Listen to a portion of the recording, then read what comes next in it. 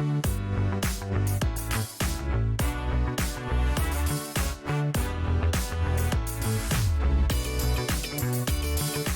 to Reroute Reflections, where we share thoughts and insights about relationships, wellness, and business.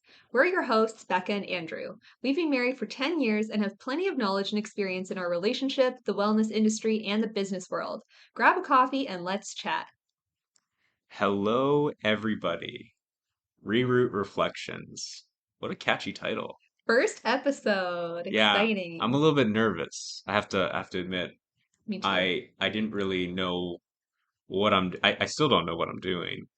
I literally just downloaded a software about 15 minutes ago. And so I'm hoping this is actually recording is kind of where my head is going up right now. But I guess we should maybe introduce ourselves a Let's little do bit. it. Yeah. Yeah, okay. So I guess I'll start because you did the intro. So my name is Andrew Orique. I work right now as an independent consultant. So I do work for businesses in the area of change management, which I don't know if a lot of people know what that is, but we'll dive more into that in a bit. But maybe you can introduce yourself. Yes, I am Becca Orique, the wife of Andrew. I was gonna say we are related. Yes. Not We're related. we're married, Not not related. related. That'd be weird. That'd be weird. Um, Um, at least here it would be weird. I'm sure in other areas it wouldn't be weird, but here it's weird. Yeah, yes. yeah, So, anyways, I'm Becca. I am a newly graduated registered dietitian. I just yes. finished my master's program and my practicum slash internship in December. And I'm working towards opening my own private practice in addition to just job searching at the same time. So, Practicum. That's a big word. yes, Yeah, that's what they officially call it in Canada now, yeah. What is even that? though it's most people know it as an internship. And I don't Internship. know why we had to do Practicum. different wording, but it's a So practicum. academic. Yeah. So academic. Okay, yeah. So today's topics, what are we going to talk about?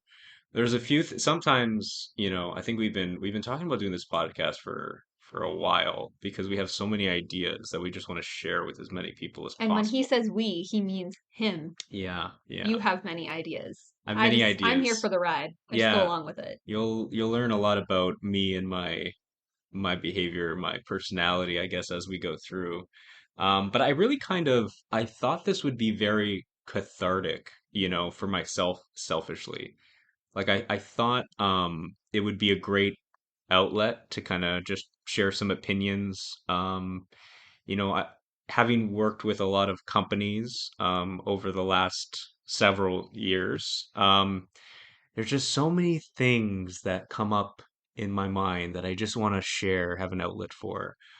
Things around, managing the changing dynamics of business. I mean, a lot of the work that I do it's all about change. And so, how do you get people to not necessarily agree with what's changing, but like be aligned with what's changing and to kind of follow along with us on that journey? And as you go through that, there's a lot of really interesting things that can pop up.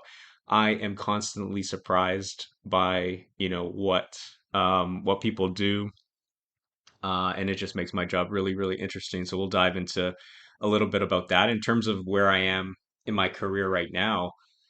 It's been a year being independent on my own, and in the business world, relationship wise, we've been together for what 10 years, Well, we'll be almost married 10 years, married 10 years, together for 15, 14 this year. 14. Wow, wow, that was pretty close. I think if you get it within a year, you're in good shape. Yeah, it's been a wild ride this first year. I was an employee for a bank for 13 years, almost 13 years before I went out on my own. And it was, there's so much to dive into around that decision. It was such a tough one, but one I don't regret. But man, was it tough this year? You have to kind of change your mindset a bit. You're going from being an employee always kind of having a paycheck come in every 2 weeks to now having to find contracts for all of the work that you do. And it's just to get out of the mindset of an employee is incredibly hard to do. Yeah.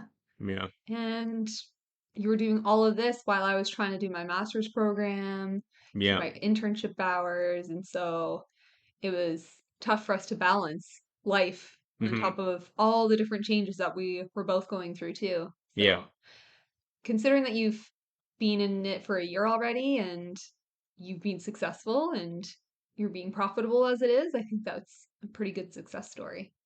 Yeah, it was it was yeah, it was tough. I mean, there was at the beginning there was a part of me where I was like, I don't really know if this was the right call. Maybe I should try to, work for a company and maybe do this some other time. There were a couple of months at the beginning where I was just not getting any traction. And you have to stop and think like, is this something I really want to do, or do I kind of pull the ripcord and try again some other time? But you were kind of with me the whole time, and you gave me that confidence to keep, trying. And shortly after that, things started to come in, and it's been great ever since. I'm now at the position where I need to, some of the contracts are coming up for renewal, and or expiry, and I need to start looking for new work. So that's brand new. So I feel like every moment over this past year, there's always been something that has been different and has challenged me, and I had to think differently about. So, but it's exciting at the same time. So it's been fun. Yeah, and this is something you've always wanted to do as well. Your goal, even when you were working at a bank for that long, was always to do entrepreneurship of some kind. You've always had that mind of having tons of ideas and wanting to act on them yourself. Hmm. And I think that's why when you got to a point where you were contemplating like going out on your own and doing your own business, I was like ready to support you to say jump in because it's, now or never, right? Like Hmm. what's everyone always says like, oh, similar with like having children, right? They're like, oh, you'll just know when you're ready, or like you'll never know when you're ready, whatever it Hmm. is. You know Yeah. what I'm saying? Yeah, for I think it's sure. the same if you're gonna take the dive and start your own business. Is like there's never gonna be a perfect time. That's what it is. That's it. And so, Yeah. what does it matter if I'm in my master's program? Not making money myself right now, or like, what are you going to suffer through a job for another year Hmm. and then do it later? Like, because it's February and I still don't have any income. So it's not like you can count on me to have something set for you at a certain date. So you might as well just do it and we'll figure it out because we always have. Honestly, like that's such a good piece of advice. It's like at the end of the day, the timing is never perfect. It's never right for anything in life, kids, which I'm sure we'll dive into that conversation at a later date. It's just it never is a good time. It's never a good time to like, um to drop your 13-year career. When I left BMO, the term golden handcuffs really did apply to me. I was, I had started out as a CSR. So for those who are listening, if anyone listens to this, aside from our family and friends, if you're listening from the US, then these would be like tellers equivalent, the people at the bank that kind of handle your cash. I started there while I was still in finishing up university, and then I moved my way all the way up into a senior management position before I had left the bank. And that was kind of my goal as from a CSR. I always wanted to get to that level. And then I got there, and it was like completely different than I thought. Mm-hmm. It was wild. I read a book, The Happiness Advantage by Sean. I think it's Acre. Aker, right? And he talks about this idea of, you know, you think that happiness is gonna it's achievable. Like you think there's this you'll get the next promotion and then you'll be happy. You make six figures, then you'll be happy.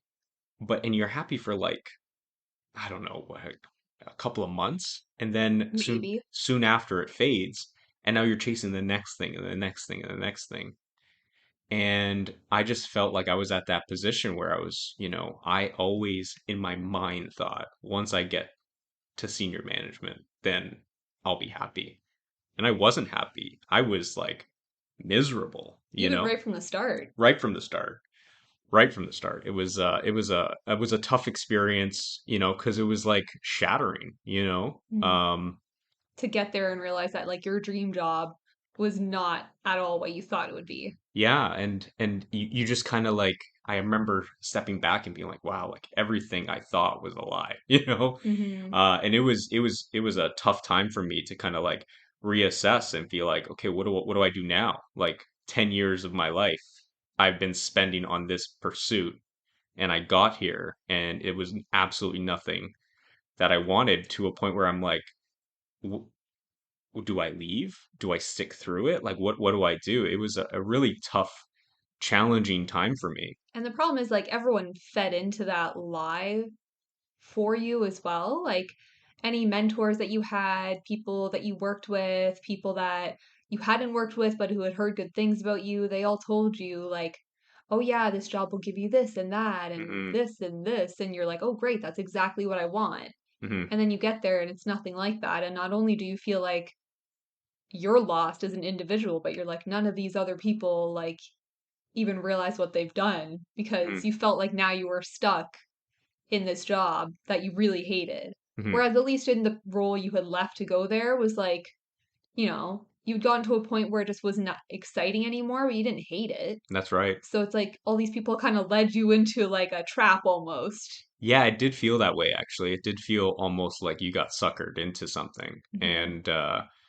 Uh and it did feel like I was kind of almost alone on an island, because on the outside looking in, everyone was like, "Oh my God, like this must be so great." You're like, and I'm like, it's really not. It's really not. This is not what I wanted. And and I mean, we're going deeper into this. Like, I don't think we wanted to structure this podcast at all. Like, I really don't like structure. It actually makes me more uncomfortable and nervous. But we're diving really deep into, my journey and what I got, where I got to, which I think is great. And again, part of the whole like catharsis that I talked about at the beginning, that I want this podcast to be for us. And I just think we have such great conversations. I feel like we should share it with the world.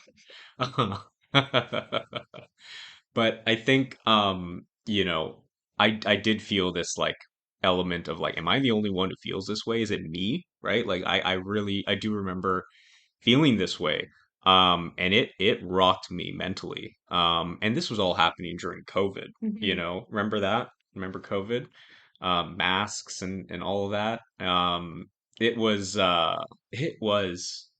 it was it was a tough time, because I also was like remote doing all of this and Yeah. experiencing all of this, and I barely had any other colleagues or friends to go hang out with, have a coffee chat in person and like just, have these conversations with them and ask for those guidance. So I really felt alone, you know? And it wasn't until near the end when, things started to unravel, and, I got to a place where professionally, personally, it was just too much, and I Hmm. broke, you know, and I just couldn't, I lost all motivation, and then I started struggling with anxiety and depression, to a point where I had to leave, and take short term from work. And short term is just kind of like, I'm not sure if that's applicable in the US and in Canada and abroad, but just like time away from work,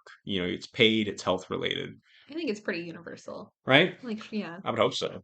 But like I think, taking that time, like I've never been in that situation where I needed it. Like I just lost absolutely all, like I said, motivation to do work, do anything really. And it was scary. It was a scary point.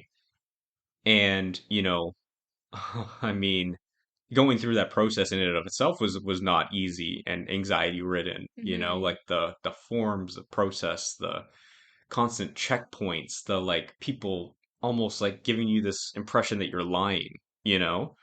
Um, and you're like trying to take advantage of a system, and you're like, I just need to be left alone for a couple of months. Do you know what I Yeah. mean? Like, I just leave me alone. Like, let me just deal with what I got to deal with. And But they wanted to check in with you and talk like every week. yeah, and it was just like, in this, no, we're not going to accept your claim. We're going to reject it. Like, and then you're like, Hmm. what do you mean? Like, I'm not ready to come back. My doctor, my psychiatrist, They're all telling you like I can't come in right now, and I don't feel ready.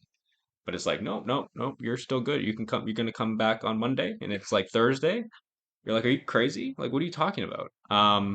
And so just that whole process in and of itself, as I was dealing with the anxiety and everything, was made it so much worse, Mhm. right? To a point where I made the decision. I was like, you know what? I'm just gonna take a personal leave, which was unpaid. So short term is paid, and I just said, you know what? I forget it. I did end up getting approved after the whole back and forth, and but it got to a point where it was still the check-in and then not sure it was going to be approved. It was like on a monthly And they always let you know their decisions like super last last minute. minute. It was Yeah. like, you have to submit the forms and then, submit the forms and then you get like basically like a month or 4 weeks. And then I wouldn't hear anything for 3 weeks until they would say, hey, you're approved. And Hmm. you're like, oh, great. But you have to send in new forms for the next month. And then Yeah. again, 3 weeks, you're like, am I approved? Am I not? I don't know. And it was the same cycle. So I think after 3 months, I said, forget it. I'm done. I don't want to do this anymore. And I just went on personal leave, unpaid. And I finally got the quiet, the Yes. silence I was like The needing. separation that you should Yeah, have like gotten. leave me alone, right? Like let me just figure my stuff out and Hmm. then I'll figure out what I want to do. And I had full intentions of going back, you Yeah. know? And then I was completing schooling, so I was doing my master's as well. No big deal. Humble brag. And I was doing that part time, and I continued on with it because, one, it was like part time. I was doing it. It was like 4 years, 5 years in. I'm like, I need to just finish this thing. And actually, it was kind of a blessing in disguise because I had the opportunity to continue to work on something. I wasn't Yeah. just at home doing nothing, which I felt like would have been really detrimental for me. But I still had, a reduced course load, but I was still doing something, which I actually, in retrospect, worked really well. And I took this course by a professor named Rick Nason, who, and Rick, if you're listening, um, you have, I don't think he realizes, honestly, how much of a huge impact he had in my life. I've tried constantly to make sure he realizes it and knows it. But I just don't think it like resonates with him just how much. I took his class and it was on complexity risk management, enterprise risk management, and he spoke of this idea of complexity and how people are complex and like complex systems and systems theory where you have simple systems, you have complicated systems, and you have complex systems. And his whole course was trying to look at risk in a different lens because risk, people would always like change management, which I started seeing so many parallels in that, but also personally within like myself as a Hmm. human being, right? People would manage risk in a complicated way with like frameworks and processes to be like, if you do X, Y, Z, you'll get A. Probably should have done if you get put, X, Y, you get Z, but Mm. I messed that up. Trying to do it on the fly here. It's Sorry, Rick. fine. Sorry. Once I'm out of school, I forget everything. So the thing is that, you know, because risk involves people, you can't be that formulaic. You can't have a framework and you can't put in an input and expect an output. That's just not how people work. They're too complex for that. You need to take into consideration the people, the individual that's going through and involved in that process. And you have to be willing to say, listen, there's no way I can solve this problem. I can just manage it and be reactive. Like as things come up, I'm going to react. And change management's a lot like that too. Like in the work that I do, it's like you are trying to help people adopt a new system, use new tools, change their roles, integrate cultures together from companies as a result of a merger or an acquisition. You have to recognize that because you're dealing with people, people aren't going to respond in a systematic, formulaic way, you know? Just think about, us. The way that we react to situations are different. When you're talking about trying to move thousands of people to do Hmm. something differently, each one of those people are going to react to a change in a different way, and you have to recognize that. So to try and like be proactive and to say like, oh, if we apply, Cotter's 8 steps to change management, or we apply, the ProSci methodology, or any of these frameworks that exist, you're not going to get the results you want because that's just what people are like. Frameworks are good. I wouldn't throw them away. They help give you a starting point, But they're supposed to just be that, like a framework. a framework, but you have to be nimble and be able to like adjust your approach as Hmm. things happen. So this element of reactivity is super important in managing risk, managing change. And when I took this course, a little Circling back now. yeah, Yep, right? we'll get there. Get used to it. This is who I am.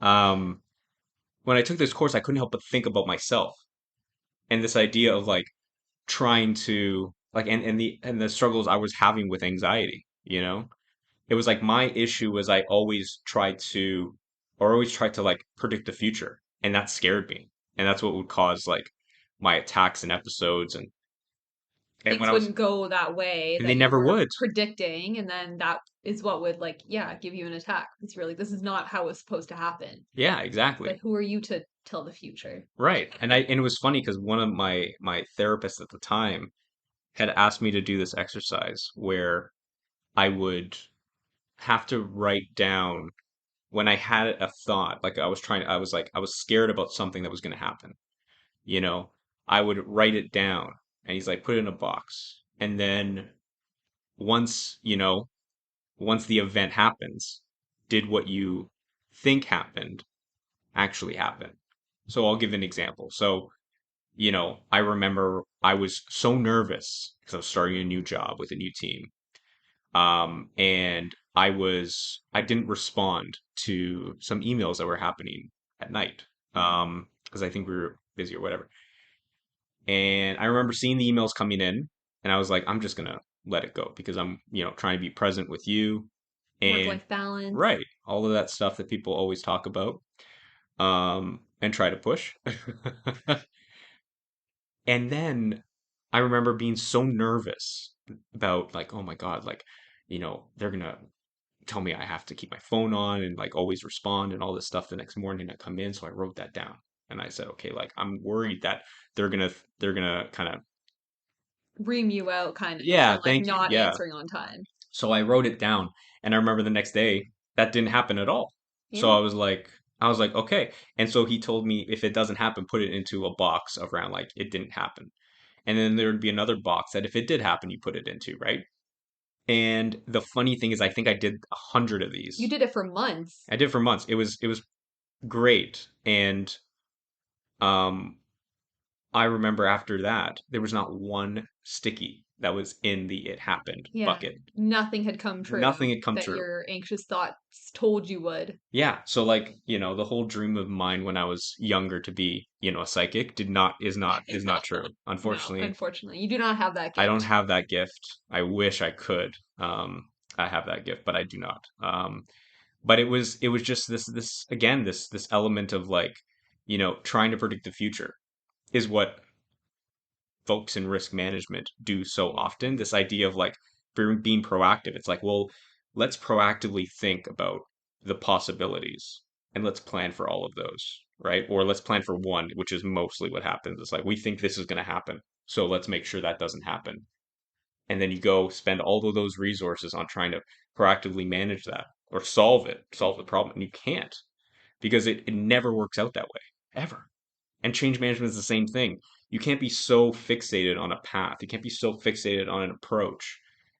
And then, you launch it and you're like, oh, wait, that did not happen the way that we wanted it to happen. Now, there's no time for us to adjust. Hmm. So you have to go in with that mindset of like, you can't predict the future. And because you can't predict the future, there's no way for you to be 100% proactive. Now, I'm not saying don't be proactive. You have to be a little bit proactive, but understand that a plan is just a plan. Change doesn't happen until you execute. That's it. Nothing happens until you actually launch, and you have to be ready to like duck and weave with the punches. You know what I mean? And Yeah. punch back sometimes. Sometimes you have to punch back.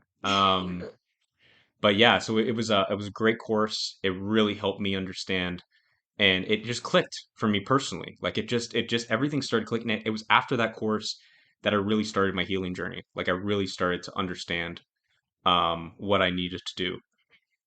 And lastly, before I kind of talk about you a little bit, um, I remember he assigned a project where he said, think about a risk in your life Oh, that yeah. you've always wanted to take, right?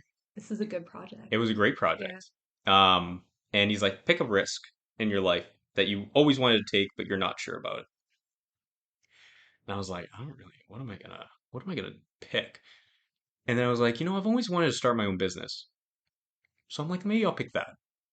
And so I picked that topic, and it was like running through all of the tools that we had learned around assessing risk, trying to determine like, which is so similar to change management. It's wild, the similarities between the two. And I did that project, and at the end of it, the whole thing was like, given all of the assessments you've done and all the work that you've done in the project, would you take that risk? Yeah. And I came away with it being like, yeah, I would. And it was after that when I made the decision um, to start Reroute Consulting. Yeah. To officially leave the bank after Yeah, 13 years and no, start your own thing. It was all because of that final project in that all because class. of that project, honestly. So, Rick, if you've been listening up until this point, and I've said this to you before, but yeah, it is because of you and that project that is exactly why I am where I am today. Yeah. Your Yeah, whole life has changed. whole life has changed for the better. Yeah. You know, I can't explain how incredibly fortunate I am to be in the position that I am right now. Sure, I'm annoyed a lot of Like the time, working too much, probably. But working way too much, way too much. If anyone ever tells you, and I kind of knew this going in, so I wasn't naive enough to think like going into business for myself, I'd have like best work-life balance. But wow, it is so much worse. yeah. I yeah, I just like I can't remember the last time I had a full weekend to myself. It's Or like the last time you only worked like an 8, 9, 10 yeah. hour day. Like Oh my most of them are God. way longer than that. I know. I know. Like especially these last couple of weeks, I feel like I've been pulling like 15, 16-hour days. Yeah.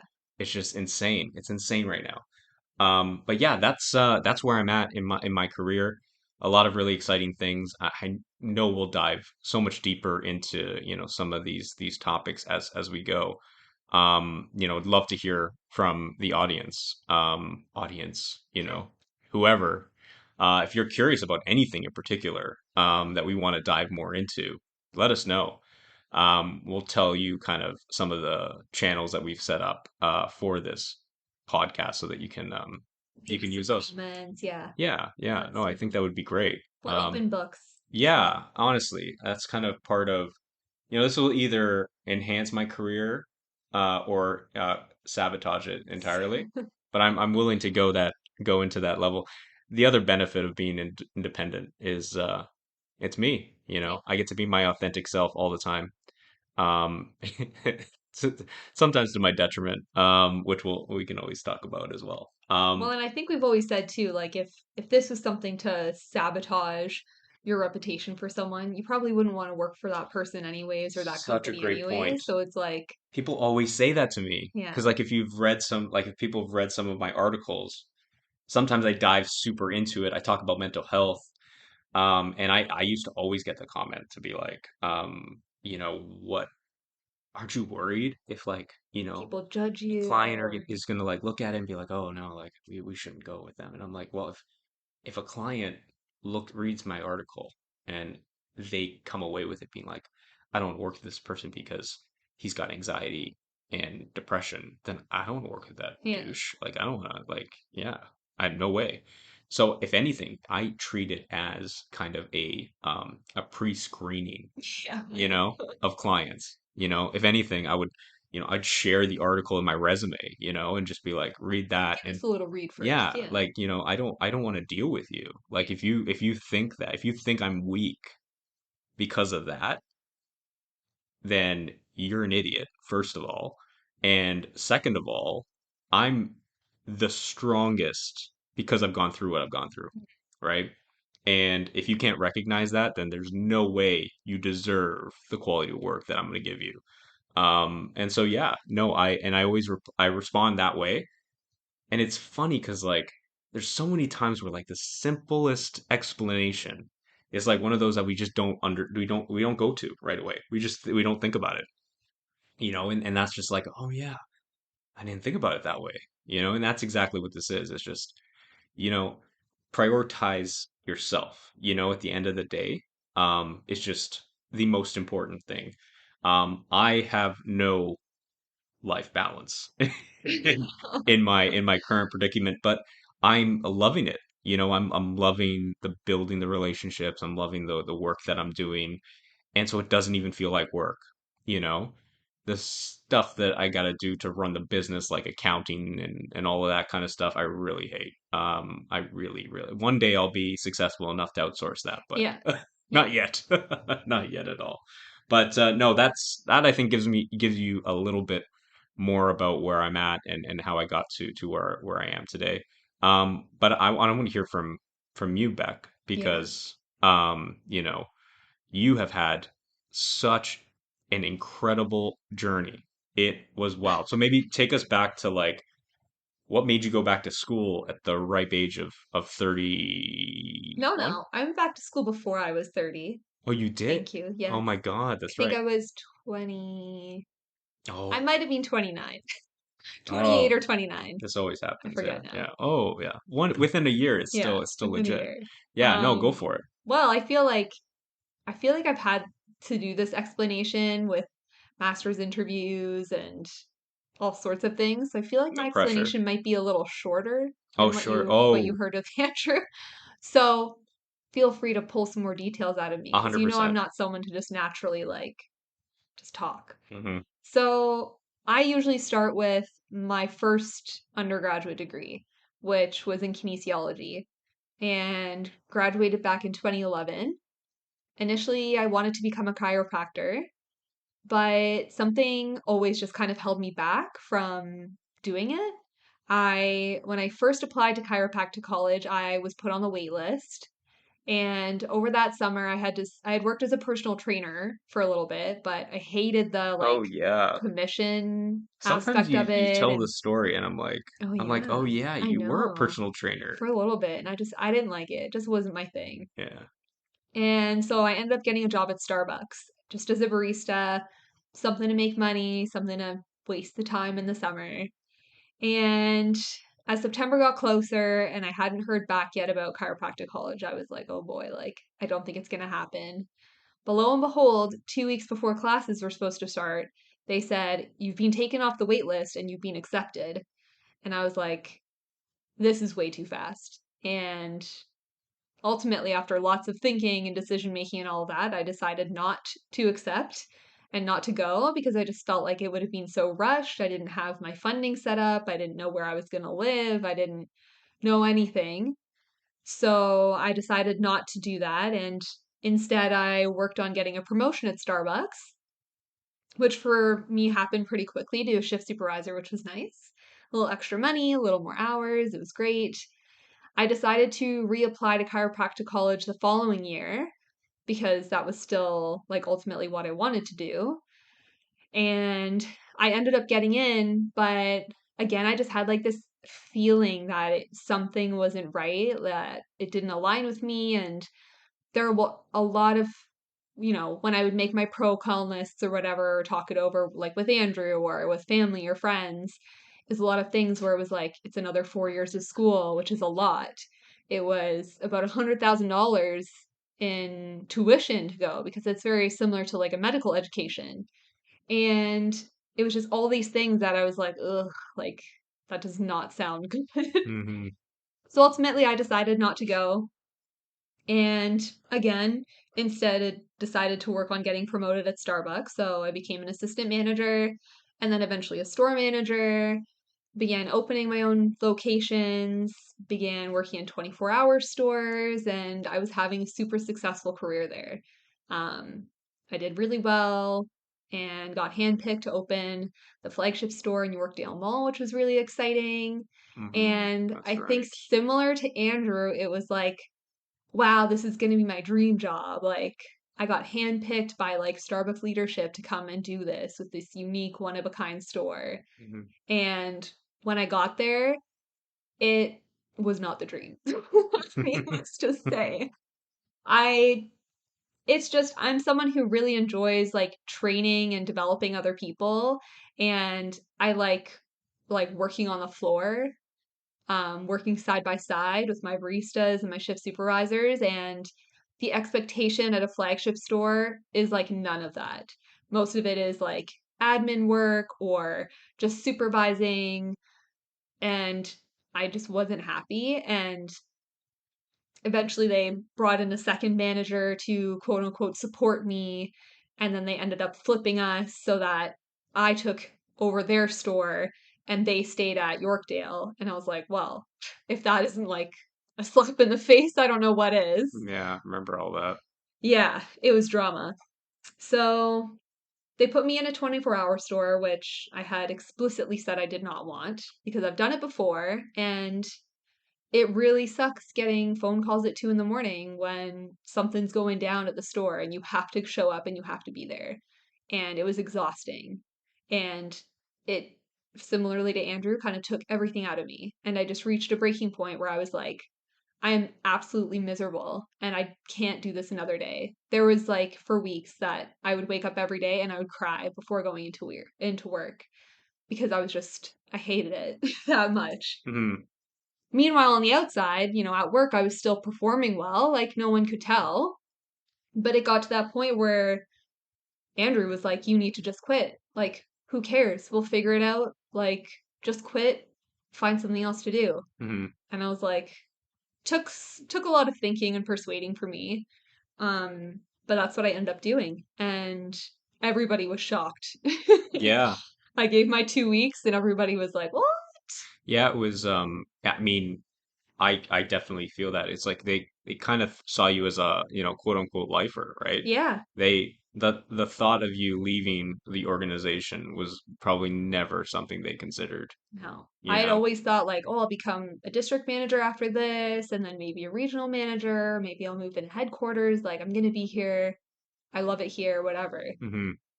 But I just felt like I had been mistreated and disrespected where I was, and things had just changed, and I didn't love it anymore. Hmm. And I also realized like I didn't want to be in retail forever. Like, I loved my kinesiology degree. Like I wanted to do something in healthcare or in wellness. Hmm. And so after I quit my job, I took a few months and thought about it. And I was like, what? What am I gonna do now? Like, Do you remember do you remember the moment when you like made that realization? Because I remember that night as vividly as I can, you know. But I remember the night that you got the call at like 2 a.m. ugh, to go in yeah. and you were, crying, just being like, I can't do this anymore. And this Mm, this was like months of like this happening, We would be on vacation and you still could never kind of disconnect. yeah. Um, and I remember telling you it's like it's not worth it. Like No. just quit. Like I mean, do you remember like what was the moment where like that resonated with you? Because you were like taking all these punches for months to get to a point where you were like, you know what? I'm just gonna end it. Do you remember kind of where you came to like that realization? Like, no, I'm gonna send in my 2 weeks notice. I don't care anymore. Not really. I don't have a great memory to be honest. Well, Like because I feel like it was I like don't there was even, yeah, I struggling just, with the money aspect of it, yeah. like the second income. I think for us it was I never thought we could survive on like one income. Yeah. And Because we had we still have a mortgage. yeah, Like yeah, we have we had two cats at the time. we Yeah, did. we had two We'll talk a little cats. bit more Like, about our pets. we've got This little zoo we've responsibilities got and going on now. yeah, bills to pay. Yeah, And I think that's what I was worried about. But yeah, yeah, realistically, when you and I would sit down and talk about our finances, like my salary as a store manager at a Starbucks compared to your salary was like not very much. It was a good amount of income, but yeah, it's not like I was, I wasn't making like a huge amount of money that would kind of be like your golden handcuffs, right? yeah. Like I wasn't really that tied to it. It was I could covering our easily, expenses, kind yeah, of thing, and then or our fixed expenses, yeah. and then everything else was taking care of like the variable stuff, like the Pokemon cards and the I Yeah. don't think I don't think I I was don't think you into were that into it yet. yet. Yeah. Not till COVID And happened. then COVID hit and I was like, they paid what for a Charizard? Yeah. And then I ransacked my parents' place to try to find whether I have a Charizard underneath some sofa or something, and That's did a whole found other some. story. Yeah. Yeah, I found some, but not all of them. And there was no Charizard, Mm-mm. unfortunately. But yeah, like I remember that time vividly, and it was Maybe I blocked it out because I it was feel like just I too did too, much. because I'm like, I can't remember it, but like I remember when you were going to do it and we had that conversation and be like, yeah, we can do it on one income. Let's Yeah. just, it's going to have to make some sacrifices, but and it's interesting because you hear that a lot, like, especially because we went from, two incomes to one income to a point in time where it was like, what, six Zero. months, zero incomes. $0. Yeah, Only money zero. leaving. That Yeah, was, yeah, yeah, the scarier part. that was a that was a really challenging time of our lives, And in the timeline, that would be when you were on your personal leave. Yeah, when I'd And made that decision to be yeah, like no and more. then you decided, I don't want to be at the bank anymore. I want to do my own thing. Uh-huh. That was the point in time where we were like, Yeah. $0 coming Well, in. because it was 3 months of personal leave. Yeah. Then I made that decision, and then it was like, okay, now I have to find work. And Yeah. then there was another 3 months of Trying to trying find to a find work, contract and all that. which in the grand scheme of things is actually incredibly lucky and fortunate that it was only Very, three yes. months. Yeah. But still, it was a real challenge. But I think it just goes to show that, you know, and I never would have thought in my wildest dreams. I remember when you decided to leave, I was like, oh my God, like how are we going to manage this? Yeah. Like we're going to get kicked out of our house. We're going to be broke. Yeah. And then the thought of like going to zero, like would be foreign to me. But ironically, when we got to that point where you were like, this is the decision that's right for me, I'm gonna have to take no income, Hmm. I think we both knew like it's possible. Yeah. Like you will find work again. Like I will eventually have gotten to this point now where like I'm looking for work. I will be working again too. Like Yeah. I think Yeah. we both just knew like if we could have lived off that one income for all the years that we've done it, Hmm. we can live off no income temporarily. Like Right. we're very lucky Yeah. We are very lucky fortunate. slash strategically have had good savings behind us to Yep. kind of cushion any of the blows that have come with I mean, I this, worked at a bank after all. I right? never really gave advice on banking, which was always kind of funny. People would be like, "What's the best credit I card?" don't think you were allowed to. I'm like, I mean, yeah, I did get into trouble a couple of times. But yeah, I think yeah, it was we were very fortunate that we had that to fall back on Yeah, for sure. The house, of course, we live in Toronto, and so at that time the housing market was, kind of just going up and up and up, and so that definitely helped us with a cushion.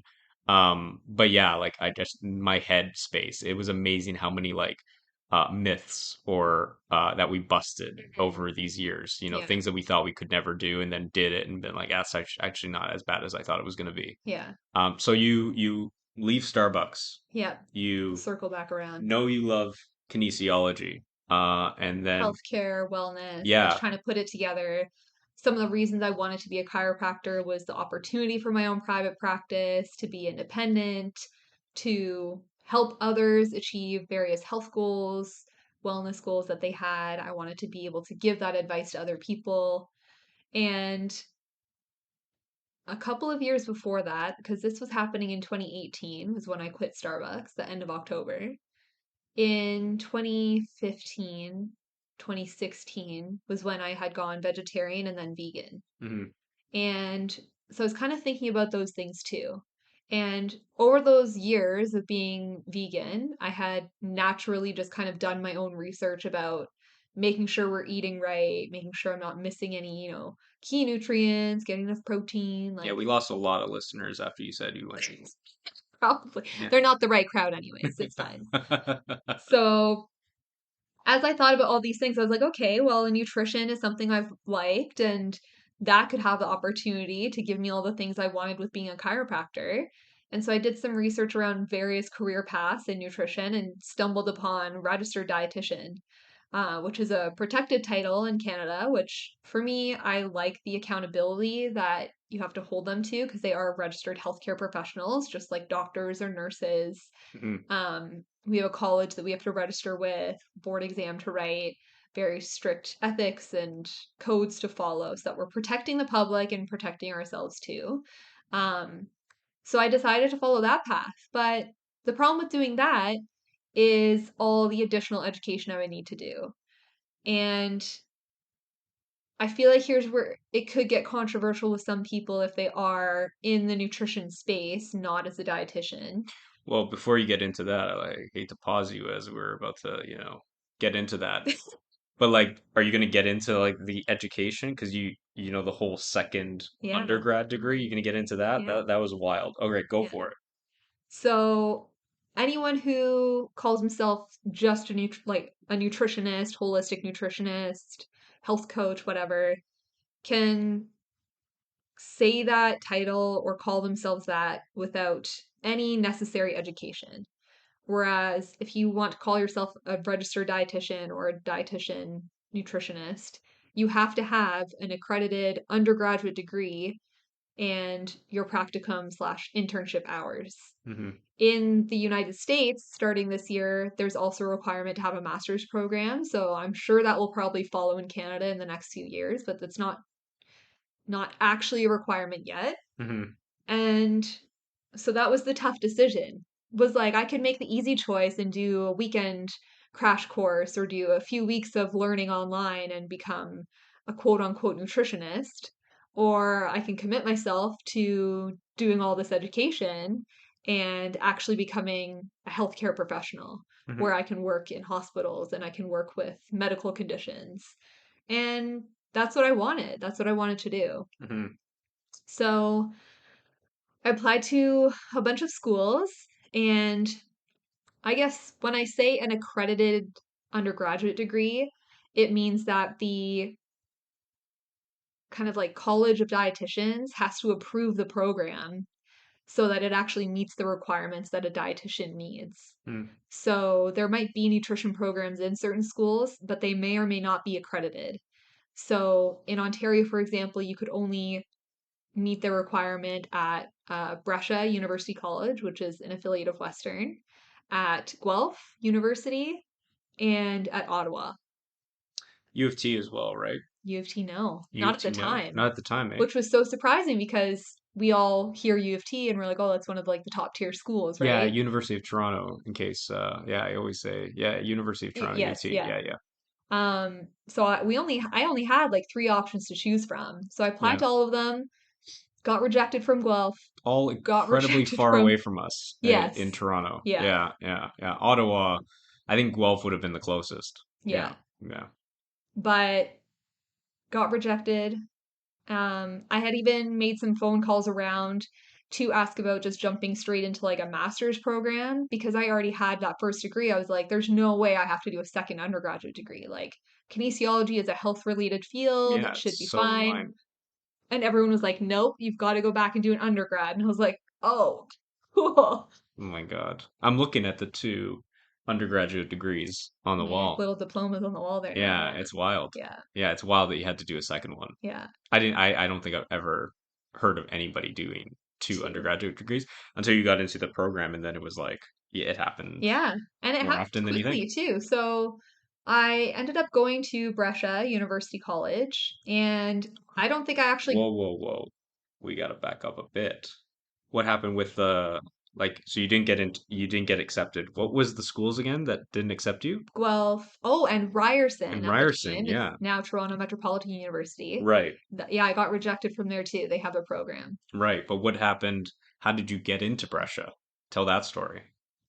You're making me feel like I'm gonna miss something. No, no. I mean, this is kind of this is not scripted, right? So it's like, and as we go through, I think it was an incredible story to It get was you very into. last minute. Yeah. I don't even remember how I had missed them.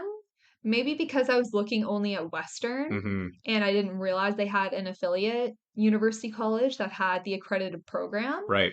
But I think I ended up reaching out very last minute to be like, hey, here's Well, because my story it and was the I would like to chemistry get mark, right? in. Because it was like That's right. right. It was the chemistry mark that is the reason why TMU, then Ryerson, didn't accept you. And we're not Yes. talking like a chemistry mark from like your university. We're talking Mm-mm. about your High school high chemistry. school chemistry. You were how old at this point?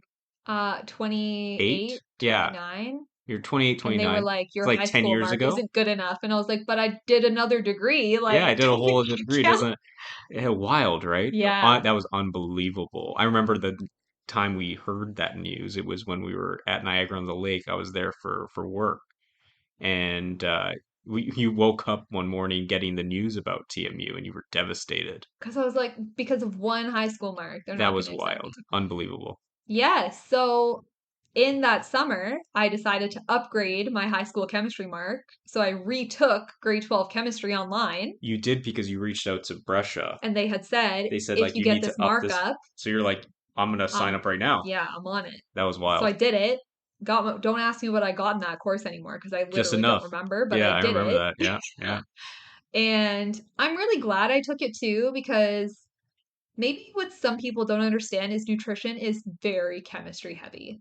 We took chemistry like every semester I for would my hate it. whole 3 years that I was there. Yeah, I hated chemistry. Ugh, It was like the worst we subject all ever. hate chemistry. It's just like I don't get it. Yeah. I don't believe there are atoms. No kidding. Yeah. Oh, So I ended up getting the acceptance into Brescia a few weeks before classes start, I think. it was in a It wild was August. wild. Yeah, it was a And wild August. obviously, we have a mortgage and we're in Hmm. Etobicoke and It was like, it's like, how am I going to go all the way to London for class? Like, what the? London, Ontario is 2 hours away from here. yeah, one way. One Um, way, yeah. it was an incredible. It was an incredible test for us because during that time you ended up because your parents were in Georgetown at the time, or had they moved to They Fergus? had already moved, I think. So they Yeah. moved to Fergus, and so Fergus was a little bit closer, I think, in terms of time, because you would be like back roads and side roads. Still took you around 2 hours to Hmm. get to London still, but you It didn't like have to do the felt, highway, yeah, I wouldn't have to right? struggle through the 401 traffic. Yeah, which 401 is like literally the worst, most congested,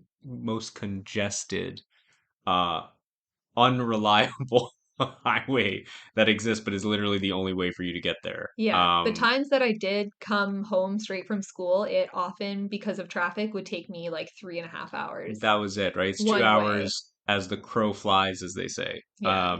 But on, or like no traffic. Yeah. So throughout the 2.5, like 3 years that I was at Brescia, I did commute the whole time. I worked with like the scheduling coordinator to make sure I only had classes like 2, maximum 3 days a week, Hmm. and took summer courses to catch up so that I could make that schedule work. And yeah, stayed with my parents throughout the week and then would come home on weekends and we made it work, but Hmm. it was tough. Yeah, it was tough. We, I think this was before COVID. This was before COVID. It was my last full year was when COVID happened. Honestly, one of the silver linings with the whole COVID thing was the That's fact that, true. you didn't have to do this commute, right? Yes, for my whole last year, I didn't actually have to do the commute. Oh my God, and the gas, like, I mean, aside from us like having only one income, it was like the gas we spent Yeah. was insane for that period. It was all like it was just it was crazy the amount of money that we were spending on gas. So COVID It actually kind of is. really helped with it being all remote learning and Yeah. you know, um, but yeah, like the undergrad and then having to do, you know, the masters. Well, you had Yeah. a choice, I had right? a choice. There's the option once you have your undergrad degree, you can jump straight into doing a practicum, which I'm not really sure how people do that. Like they have to find their own placements or Practicum is whatever. just like work experience, like it's work It has to be like experience. supervised hours. Like you have to be Mm, supervised by a registered dietitian. mm, So, and you have to cover different aspects of nutrition care as well. So within like the community or within clinical care, um, public health, stuff mm. like that. Yeah.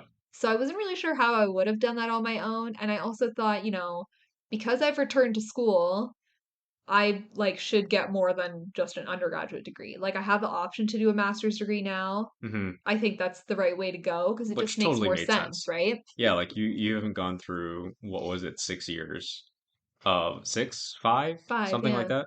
5 years to come out with literally in the same spot, right? With an Yeah. undergrad degree. Yeah. Like you might as well like level up if you can, right?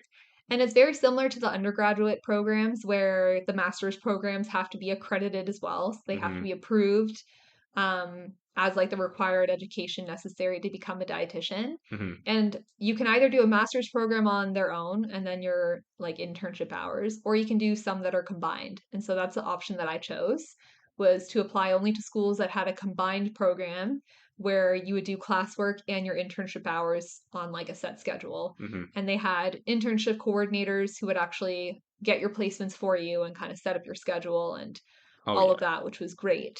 And again, very limited in terms of like the schools that offer this, right? Yes, And the yeah. programs. It was the same schools, I think. Yeah, it makes sense. U of T has a master's program now at this point, I think, that meets Right. the requirements.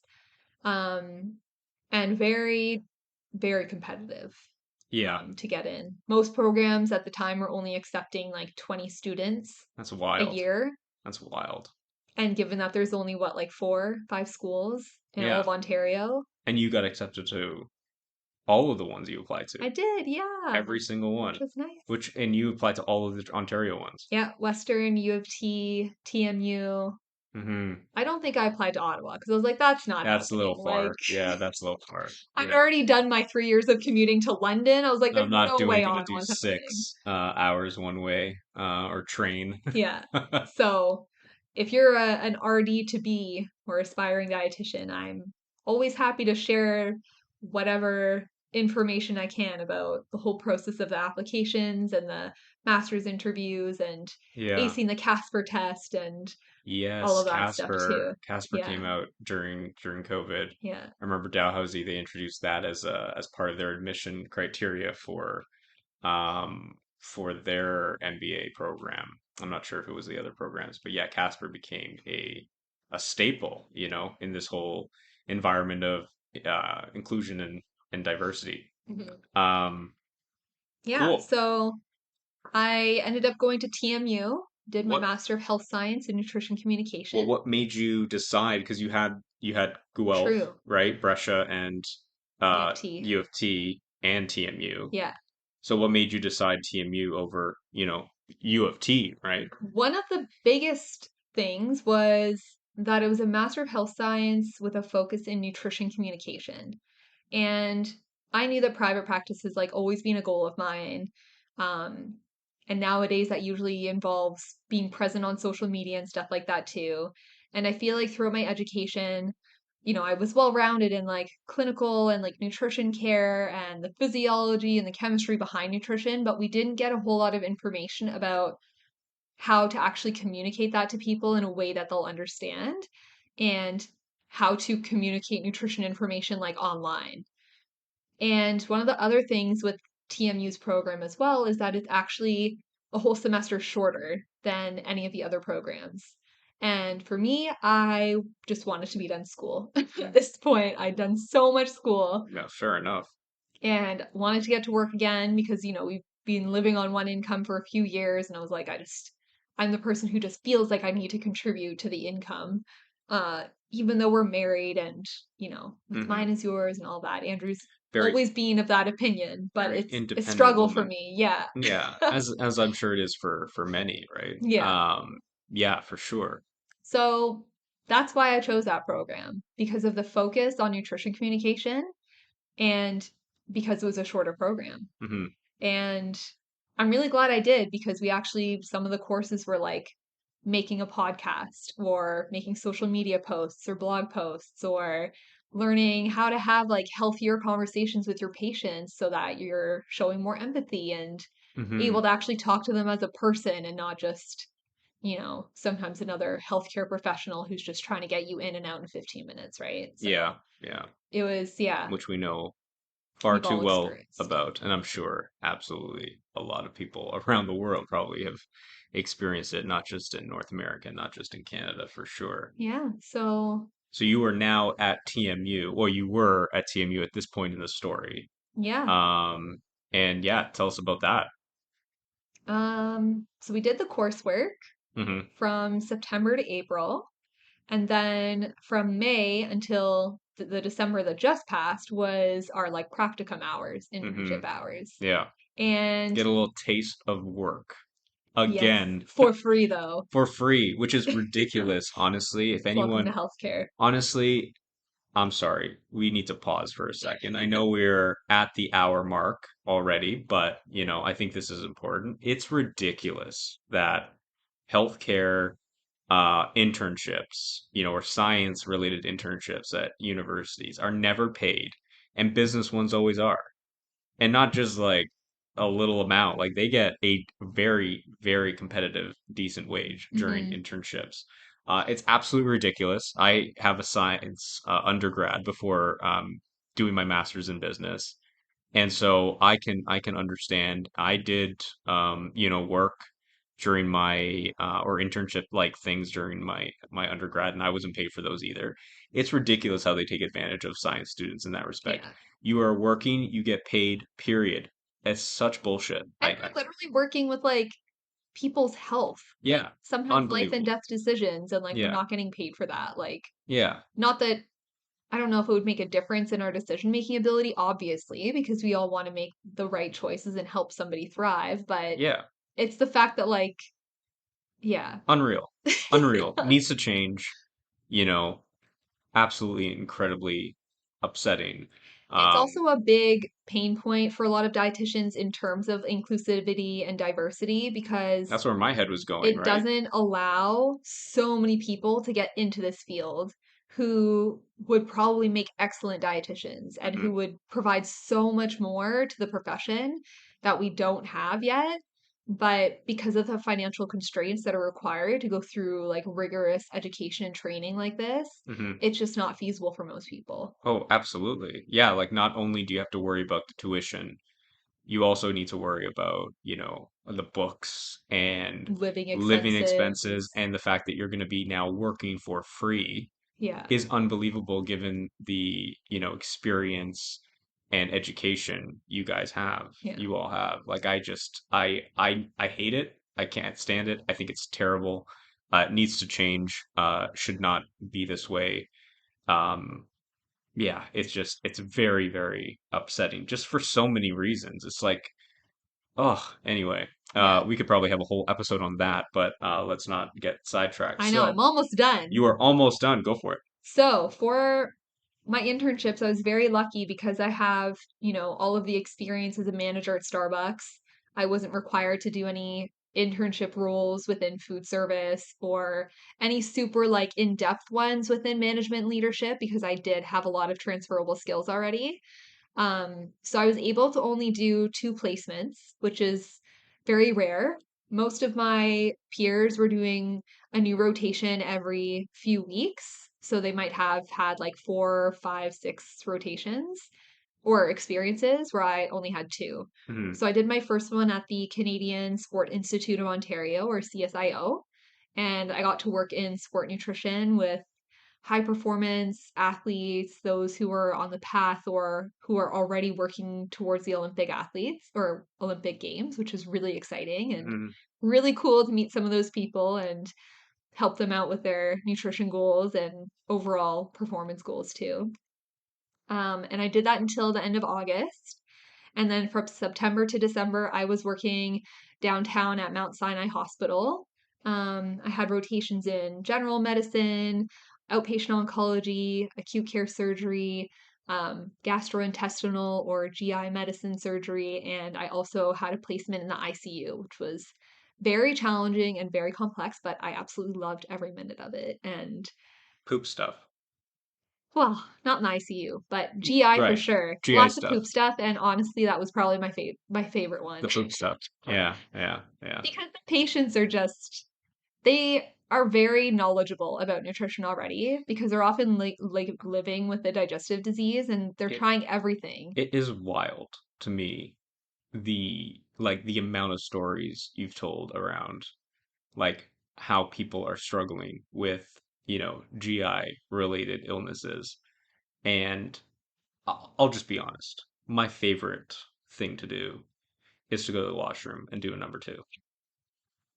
It And is there's healthy number two. healthy number two, being regular in the Nothing morning better. after. There's literally nothing better in this life. Yeah. Nothing. I mean, aside from you and our three pets, one dog, two cats, two black cats. Yeah. Because I did promise we would talk about it.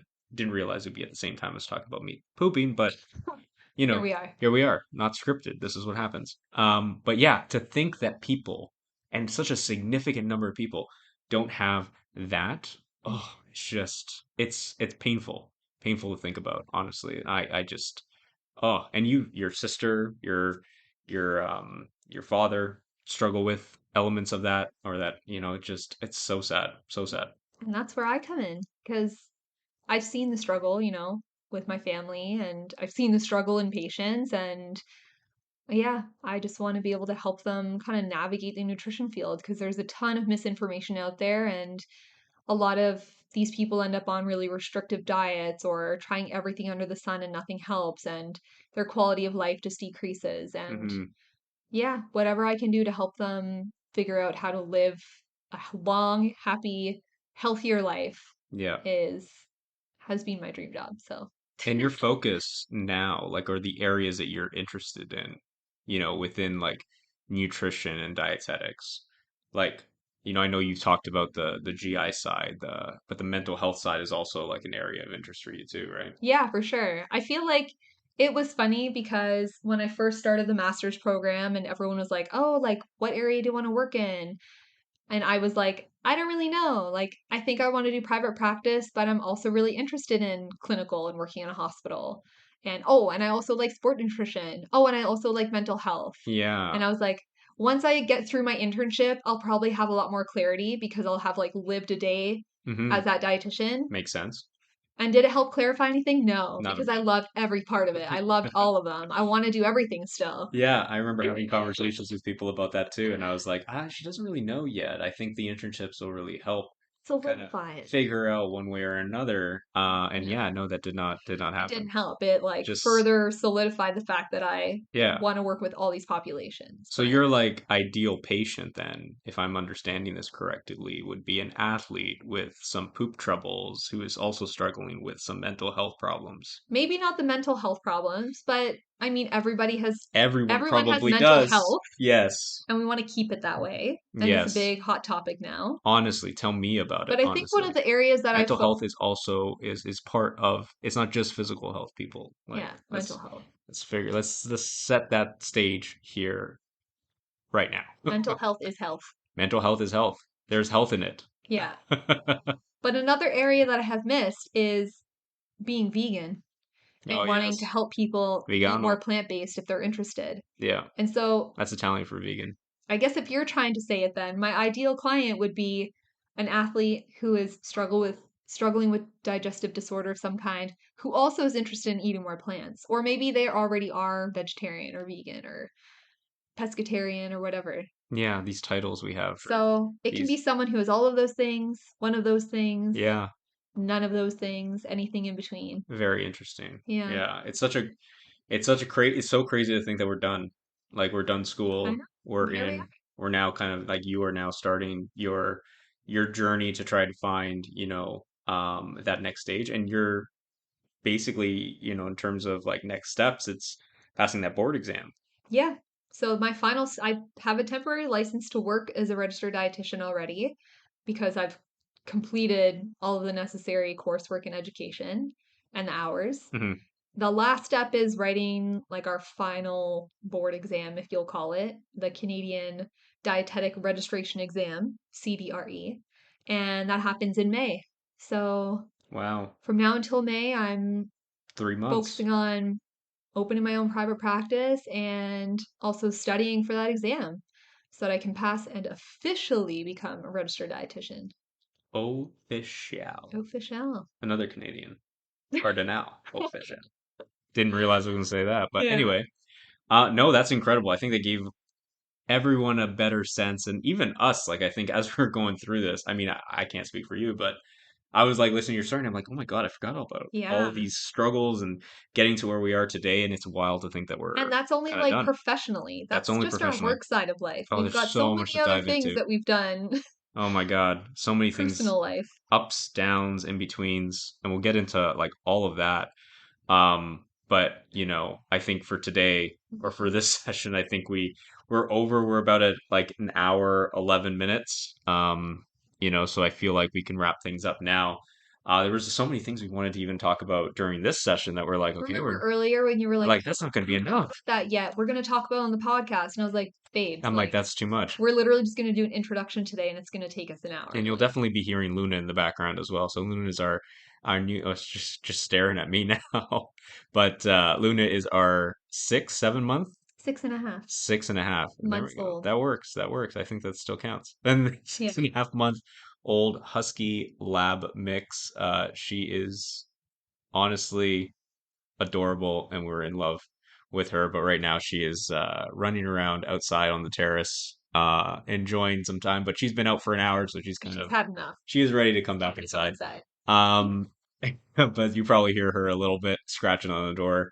But that's just what it is. We're real. This is real life. We're not faking it here. Um, so I think this is a great place to stop. We'll kind of give you a little bit. So we're just now started the like Instagram account and TikTok page. We'd love to do some videos moving forward of us, actually doing the podcast, little clips from the podcast eventually. And then on Instagram, will I think probably be kind of our main place for, Yeah. we tried to add a Twitter account, but I don't know if anyone's realized this lately, but Twitter has introduced like this 15-step verification process, which I failed, by the way. I Ridiculous. don't know how I failed this. It's unbelievable. Like, so It's not worth it. I'm just like, forget it. I'm not It's doing not worth this. And it. like, who goes on Twitter anyway? No, So forget it's it. just a dumpster fire. We don't need it. I don't need that stuff in my life. So you So can find us on social you media can find us on social media. at Yeah. Reroute Reflections, Yep. Reroute Reflections. Reflections. Yep. Instagram, TikTok. All on We're that name. gonna have a website. Yeah, we just got the domain. Yeah, so find So us everywhere yeah. there. And then, more to come on that, but I think Instagram is probably the best place. So if you have any questions, if you like the podcast, if you didn't like the podcast, well, if you didn't like the podcast, we don't want to hear from you. Like, it's just, I don't. But Mm-mm. if there's like the mic is, this is all brand new. So if there's like issues with the audio, anything like that, please, let us know. If you did listen to this podcast, like, thank you so much for Yes. doing that. That's incredible. I'm not going to listen to it again. I can't stand hearing my own Yeah, voice. it's a little weird. Yeah, it's weird. Even just with the headphones, I'm like, oh my God, I can totally hear myself in my head. This is like my worst nightmare. But yeah, I think we'll kind of come up with a schedule for us on how we're going to do it. I think what to expect will be a little bit of everything. There's so much like congruence in the work that we do. You in like around Changing nutrition, people's wellness, it's all behavior. about changing behavior, right? And that's what I do. So it'd be so interesting to kind of see how our different our lines of work kind of coincide and talk about a few things. There's a few topics that are out in the media that we'll kind of dive into, things about like return to work and all of the things in between. And so yeah, it's really just an open book, and we're going to be going deep into a bunch of different topics, our relationship, all of that. So it'll be really cool to see kind of where this goes. But for now, I think we're just gonna let it go from Thank here. you so much for listening. Thank you, and then we'll talk to you all, or you'll listen to us soon. Take care, everybody. Bye.